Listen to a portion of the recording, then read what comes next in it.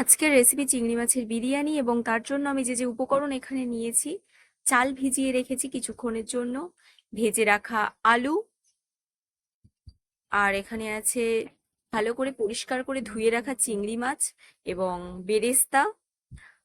তার মধ্যে মশলা: নুন, হলুদ গুঁড়ো, বিরিয়ানি মশলা, লঙ্কা গুঁড়ো, চিনি, তারপর মিঠা আতর, এদিকে গোলাপ জল, কেওড়া জল, ঘি, বেটে রাখা মশলা, তারপর গোটা গরম মশলা, আর নিয়ে নিয়েছি দুধে একটু ফুড কালার মিশিয়ে।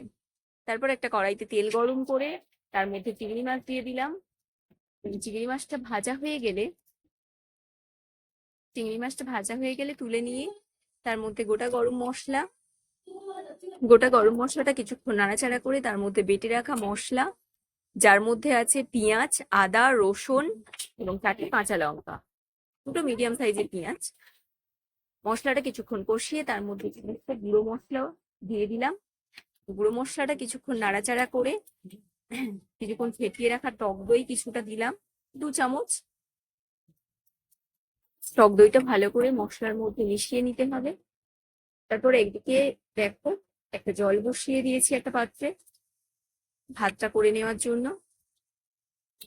ততক্ষণে আমার এদিকে মশলা কষানো হয়ে গেছে। তার মধ্যে একে একে দিয়ে দিলাম আলু, ভেজে রাখা চিংড়ি মাছ, এবং কিছুক্ষণ একটু কষিয়ে তাতে দিয়ে দিলাম জল।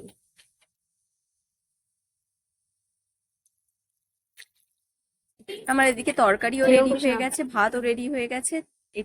বিরিয়ানিটাকে দমে বসানোর জন্য একে একে এবার সাজিয়ে নেব। কড়াইতে প্রথম দিলাম ভাত কিছুটা, তারপর আলুগুলো সাজিয়ে নিলাম, তার উপর দুধে গুলে রাখা যে ফুড কালারটা সেটা একটু দিয়ে দিলাম, এবং তার সঙ্গে একটু কেওড়া জল আর একটু গোলাপ জল।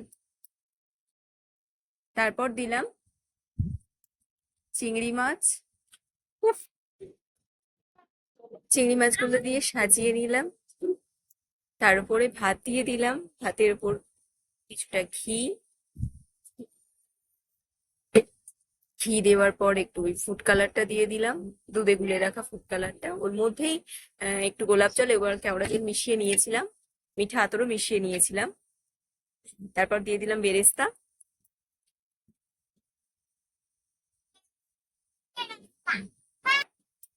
বেরেস্তা দিয়ে তার উপর দিয়ে দিলাম বিরিয়ানি মশলা, দিয়ে ঢাকনা বন্ধ করে দিলাম।